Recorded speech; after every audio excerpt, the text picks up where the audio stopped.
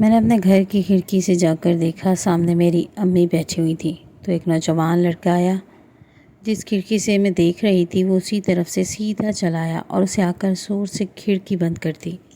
میں بہت پریشان ہو گئی کہ امی نے کمرے کا دروازہ پہلے سے ہی بند کر رکھا تھا تو کھڑکی اس جوان نے بند کر دی تھی، اور اندر ایسا کیا چل رہا تھا۔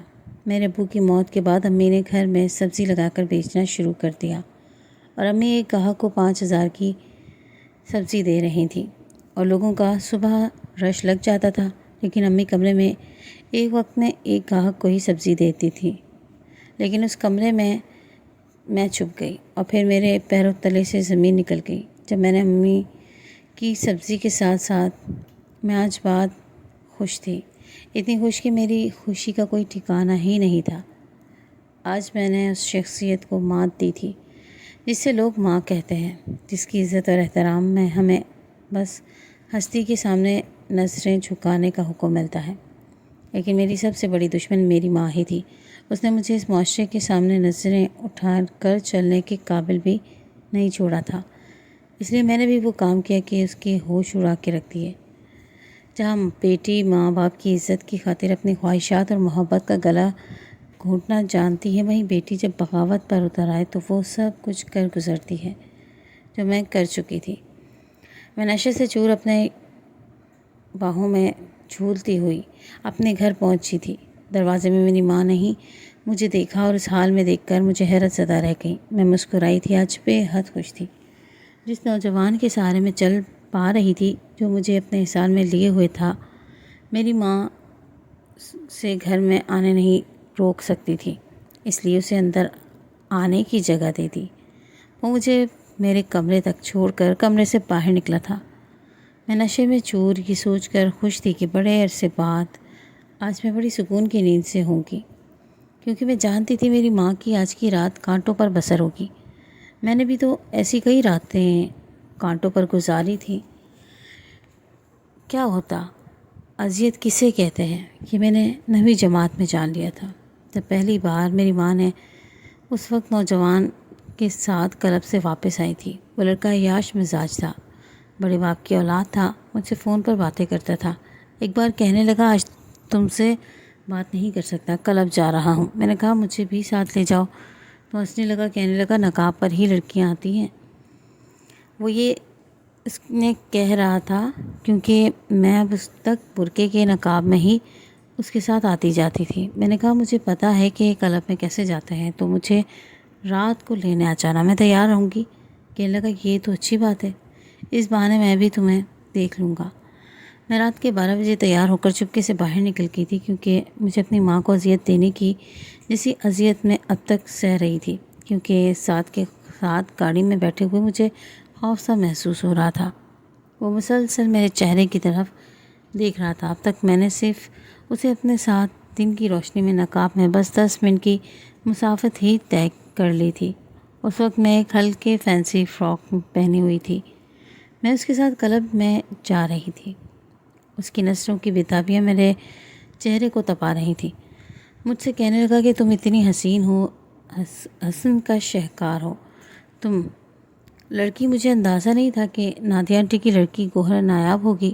مجھے اس کی تعریف بہت بری لگ رہی تھی۔ میں کھڑکی سے باہر دیکھنے لگی، پھر لگا شاید میں غلط کر رہی ہوں، لیکن شاید تیر کمان سے نکل چکا تھا۔ وہ کلب پہنچی تو ایک بے ہنگم سا شور تھا۔ لڑکے لڑکیاں شراب سے چور ڈانس فلور پر ناچ رہے تھے۔ میرا جی چاہا یہاں سے واپس لوٹ جاؤں، لیکن ساتھ میرا ہاتھ پکڑے ڈانس فلور پر لے گیا۔ میں نے کہا مجھے ڈانس نہیں آتا، مجھ کو چھوڑ دو۔ کہنے لگا میں سکھا دوں گا، اب جب یہاں تک آ گئی ہو تو یہاں کی حسین رات کا لطف اٹھا لو۔ اس نے ایک ویٹر کو اشارہ کیا اور اس کی ٹرے سے ہی 2 گلاس اٹھائے، ایک میری طرف بڑھایا اور کہنے لگا سارے غم بھول جاؤ گی۔ میں نے ایک نظر اس گلاس کی طرف دیکھا، پھر اپنی تلخ زندگی کو یاد کرنے لگی۔ پھر میں آنکھیں بند کر کے وہ گلاس ایک ہی بار میں پی گئی۔ مجھے اس کے بعد واقعی ہوش نہیں رہا تھا۔ اب نشے میں چور ہونے لگی، ناچنے لگی۔ میرا وجود اس وقت انقلاب میں تھا، لیکن میرا ذہن اپنی گزشتہ زندگی کی طرف یادوں میں گھرا ہوا تھا۔ چند ماہ پہلے کی بات ہے، میرے ذہن کے پردے میں گزرنے لگی۔ آج پھر میری ماں سبزی بیچ کمرے سے نکلی تو ہاتھ میں کئی ہزار کے نوٹ تھے۔ ان کے چہرے پر خوشی کی چمک میرا دل ضرور دہلا دیتی تھی۔ مجھے یہ بات سمجھ نہیں آتی تھی کہ لوگ اماں سے ہی سبزی خریدنے کیوں آتے ہیں۔ اب تو محلے میں اور بھی بہت سی لوگوں نے سبزی کی دکانیں کھول لی تھیں اور اماں کے مقابلے میں ان کی قیمتیں بھی کم تھیں، لیکن رش ہمیشہ اماں کے اس کمرے پر ہی نظر آتا تھا جہاں وہ سبزی بیچتی تھی۔ حالانکہ آج کل کے مہنگائی کے دور میں لوگ وہیں سے خریداری کرتے تھے جہاں پیسے کچھ کم خرچ ہوتے ہوں، لیکن لوگ میری ماں سے ہی سبزی لے کر جاتے تھے، وہ بھی دگنی قیمت پر۔ دوسری بات میرے لیے حیران کن تھی کہ میرے والدہ کے پاس نوجوان لڑکے زیادہ آتے تھے اور میری والدہ ایک ہی گاہک کو کمرے میں بلاتی تھیں، پھر وہ آدھے گھنٹے بعد ہی سبزی لے کر باہر جاتا تھا۔ مجھے یہ بات بھی اپنی ماں کی سمجھ نہیں آتی تھی کہ ایسی بھی کیا وہ دکانداری کرتی تھی کہ ایک وقت میں ایک نوجوان ہی کمرے میں جا کر سبزی لے سکتا تھا، اور ایسی بھی کیا سبزی لینی ہوتی تھی یہ میری ماں کا آدھا گھنٹہ لگا دیتی تھی، وہ بھی دروازہ بند کر کے۔ مجھے جب یہ بات بھی سمجھ نہیں آتی تھی کہ ایک نوجوان میری والدہ کو سبزیوں کا 5,000 دے کر جاتا تھا، لیکن ان کے ہاتھ میں پکڑی سبزیاں بہت کم ہوتی تھیں، شاید 500 روپے کی بھی نہیں ہوتی تھی۔ پھر وہ کس بات کی قیمت 5 یا 10,000 کے نوٹ ہوتے تھے۔ مجھے یہ حیرت ہوتی تھی کہ ایسا بھی میری ماں کیا جادو کرتی ہیں کہ نوجوان لڑکوں کا ایک تانتا بندھا رہتا تھا۔ ہمارے گھر کے باہر تو گھنٹوں کی باری کرتے تھے مگر کہیں خریدتے تھے۔ یہ سلسلہ میرے والد کے انتقال کے بعد شروع ہوا تھا۔ ہمارے محلے میں کسی بھی سبزی اور پھل فروش کی دکان نہیں تھی۔ امی نے عدت جیسے تیسے گزار لی اور اپنا زیور بیچا اور سبزی منڈی سے سستی سبزی خرید کر لانے لگی اور ایک کمرے میں رکھ کر اس کمرے کا ایک دروازہ گھر کے اندر اور دوسرا دروازہ گھر کے باہر کھلتا تھا، اس لیے امی گھر کے اندرونی دروازے کو بند کر کے لاک کر دیتی اور بیرونی دروازے سے ہی گاہک اندر آتے تھے اور سبزی خریدنے لگے، کیونکہ میری والدہ نے باہر ایک بورڈ بھی لگا دیا تھا کہ یہاں سے سبزی ملتی ہے۔ امی نے سبزیوں کے ساتھ ساتھ یہاں پھل بھی لگانا شروع کر دیے۔ محلے میں پہلے ہی ایسی کوئی دکان قریب نہیں تھی، اس لیے بہت جلدی امی کے پاس سبزی خریدنے کے لیے گاہک آنے لگے۔ اس وقت تو امی بیرونی دروازہ کھولے رکھتی تھی، ایک ساتھ کئی لوگوں کو سبزی دیا کرتی تھی، مناسب قیمت پر تھی۔ لیکن کچھ عرصے سے تو ہمارے محلے میں کافی دکانیں کھل چکی تھیں، سبزی والے بھی بہت زیادہ ہو چکے تھے اور اب امی کے پاس نوجوان لڑکے زیادہ آنے لگے تھے۔ میری ماں کے رنگ ڈھنگ بھی بہت بدل گئے تھے، اب وہ سادگی میں نہیں رہتی تھی بلکہ میک اپ کر کے رکھتی تھی، اپنا پہننا اوڑھنا بھی بدل چکی تھی، جیسے وہ سبزی فروش نہ ہو کچھ اور ہی ہو۔ میں اب کالج جانے لگی تھی، جب بھی میں کالج سے واپس آتی تو سب سے پہلے کھڑکی سے جھانک کر دیکھتی رہی تھی امی کیا کر رہی ہیں۔ کبھی تو وہ کھڑکی لاک ہوتی تھی لیکن کبھی کھلی ہوتی تھی۔ میں نے کھڑکی سے جھانک کر دیکھا تو امی کسی خوش شکل نوجوان لڑکے سے ہنس کر باتیں کر رہی ہوتی تھی، ہاتھ میں سبزی کا شاپر تھا جو اسے پکڑا رہی تھی۔ اس لڑکے نے اپنی جیب سے 5,000 کا 2 نوٹ نکال کر انہیں تھمایا اور مسکراتا ہوا چلا گیا۔ جو بات مجھے شرم سے نظر چھپانے پہ مجبور کر گئی تھی وہ یہ تھی کہ جب میں نے کھڑکی سے دیکھا تو وہ نوجوان اپنی شرٹ کے اوپر کے بٹن بند کر رہا تھا۔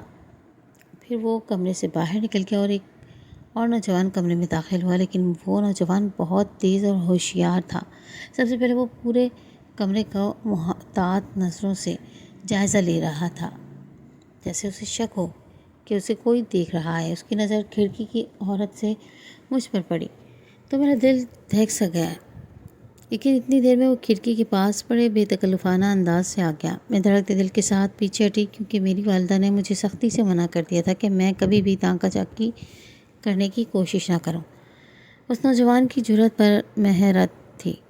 اس نے کھڑکی اندر سے بند کر دی جیسے کہ مالک تھا گھر کا۔ ایسا بھی کیا ایک اجنبی نوجوان بڑے آرام سے کمرے میں داخل ہو کر کمرہ بند کر دے اور پورے کمرے کا جائزہ لینا شروع کر دے، پھر مجھ پر نظر پڑتے ہی خود آگے بڑھے اور کھڑکی کو بھی بند کر دے۔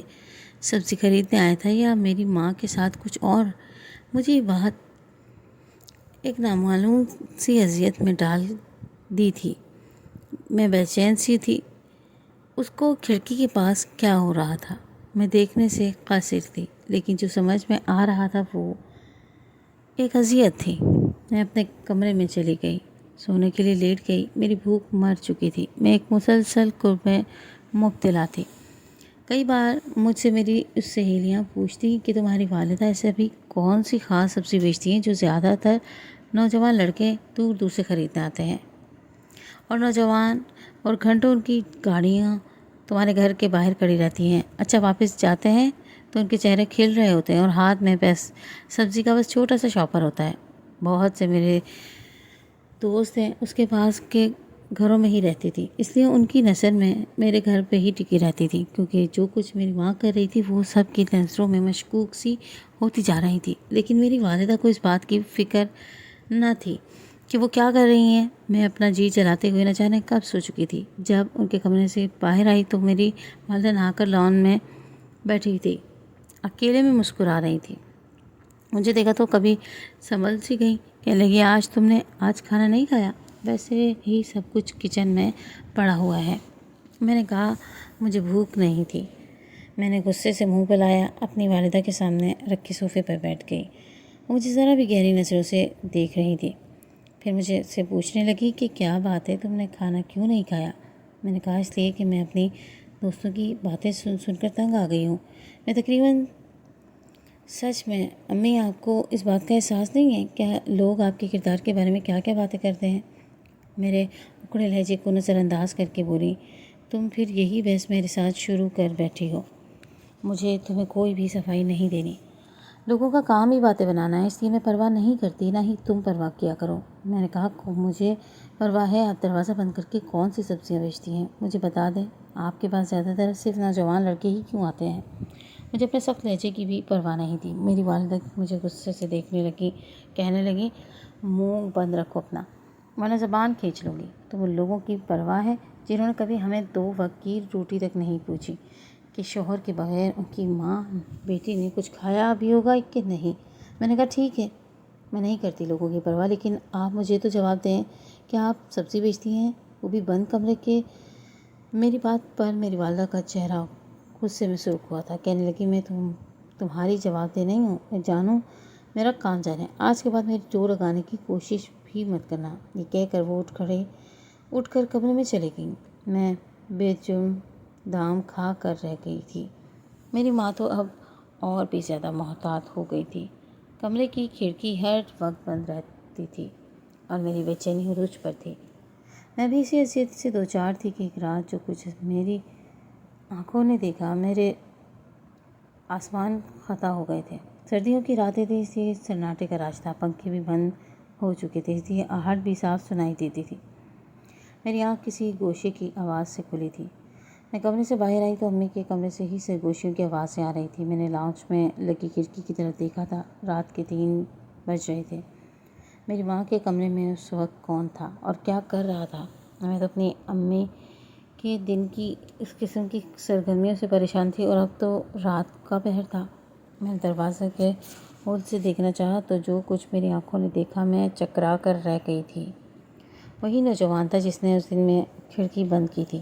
میں واپس اپنے کمرے میں آ گئی۔ میری ماں تو خود تو آوارہ اس کے نام سے پورے محلے میں مشہور ہو چکی تھی، لیکن مجھ پر چیل کی طرح نظریں رکھتی تھی۔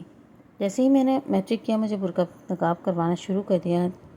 کچھ عرصے پہلے ہم روکھی سوکھی کھاتے تھے، ہمارے گھر زیادہ آسائشیں بھی نہیں تھیں، لیکن زندگی میں سکون تھا۔ میری ماں سادگی میں رہتی تھی، سبزی بھی مناسب قیمت پر بیچتی تھی، میں بھی انہیں سبزیوں میں سے کچھ پکا لیتی تھی، لیکن ہم مطمئن تھے ان پر۔ ہمارے محلے میں چند دکانیں سبزی اور پھل فروش کی اور کھل گئیں۔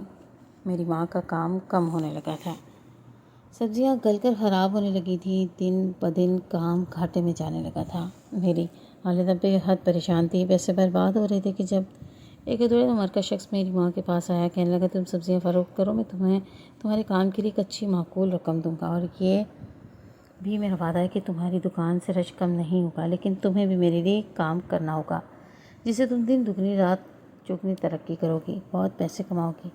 میری ماں نے کہا کہ ایسا کون سا کام ہے جس سے میں اتنی جلدی ترقی کر سکتی ہوں؟ تو وہ کہنے لگا پھر اپنی بیٹی کو کمرے میں بھیجو، میں تمہیں اکیلے میں بتاؤں گا۔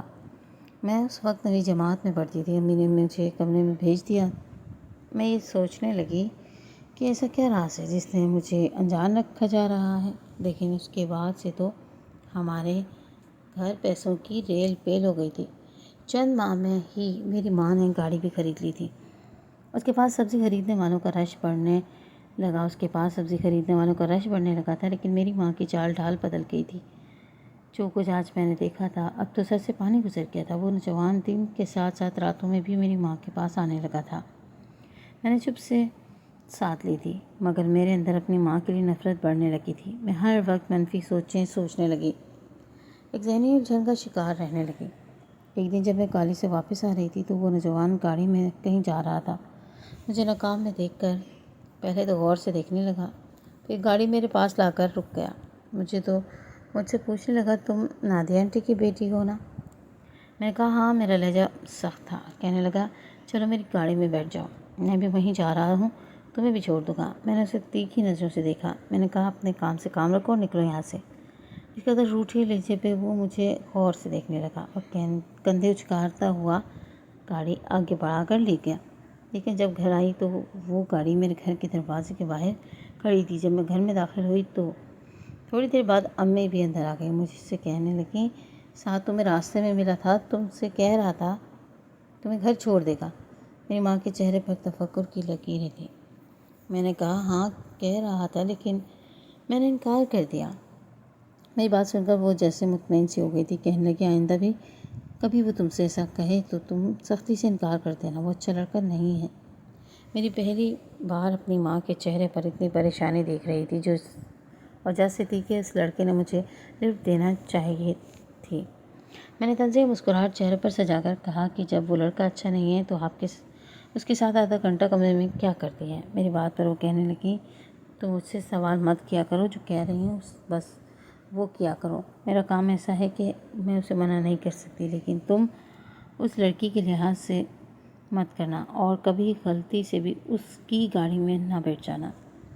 میں نے کوئی جواب نہیں دیا اور کمرے میں چلی گئی۔ میرے پاس میری ماں کی کمزوری آ چکی تھی۔ اگلے روز پھر سے وہ نوجوان مجھے کالج سے واپسی پر نظر آیا، لیکن اس بار وہ مجھے نظر انداز کرنے لگا۔ لیکن اس ٹائم میں نے اس کا ہاتھ کا اشارہ کر کے اپنے پاس بلایا تھا۔ وہ مین روڈ کی دوسری جانب تھا۔ ٹریفک اس وقت ریڈ لائٹ پر رکا ہوا تھا۔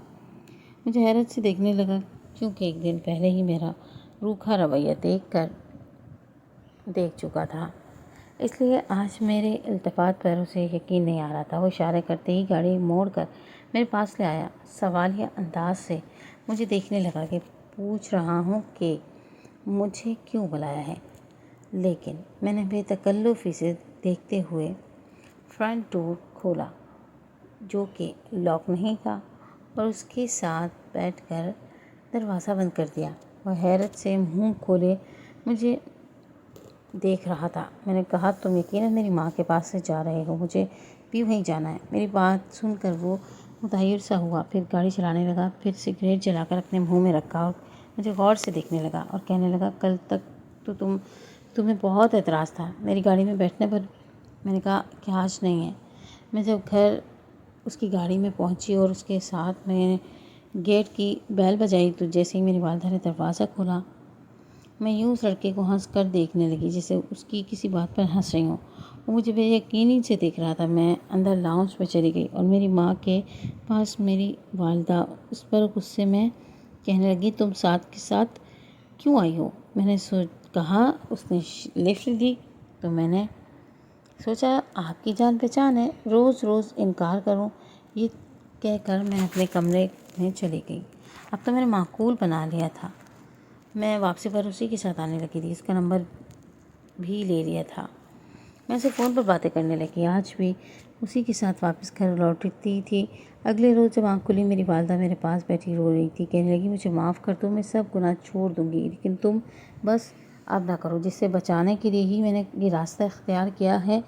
میں نے کہا، کون سا راستہ ہے؟ کہنے لگی، جو تمہیں لگ رہا ہے، میں معصوم نہیں ہوں۔ میں نوجوان لوگوں کو نشہ فراہم کرتی ہوں، وہ نوجوان مجھ سے سگریٹ کے نشے لیتے ہیں اور اپنی شرٹ کے اندر چھپا لے کر جاتے ہیں تاکہ پکڑے نہ جائیں۔ چونکہ وہ اس نشے کے عادی ہو چکے ہیں، اس لیے وہ عادت انہیں میرے پاس لے آتی ہے۔ چند سال پہلے جو شخص میرے پاس آیا تھا وہ یہی کام کرتا ہے، وہ نشے کی سگریٹ فراہم کرتا ہے اور میں سبزی کے آڑ میں نشے کی سگریٹ بیچتی ہوں، اس لیے یوں کھلے عام یہ کام نہیں کر سکتی، تمہیں بھی بتانا چاہتی تھی لیکن اس سے زیادہ میں نے کچھ نہیں کیا۔ تم مجھے بتاؤ کہ سعد کے ساتھ کہیں گئی تھی، اس نے تمہیں پامال کر دیا؟ میں نے کہا نہیں، اس نے میرے ساتھ کچھ بھی نہیں کیا، بلکہ ایک لڑکا مجھ سے بدتمیزی کرنے لگا تو سعد نے اسے بہت مارا اور مجھے وہاں سے واپس لے آیا۔ پھر مجھے کہنے لگی میں اسے بری لڑکی نہیں لگتی، پھر تم میرے ساتھ یہ سب ڈرامہ کیوں کر رہے ہو؟ میں نشے میں تھی، اس نے مجھے بتا دیا۔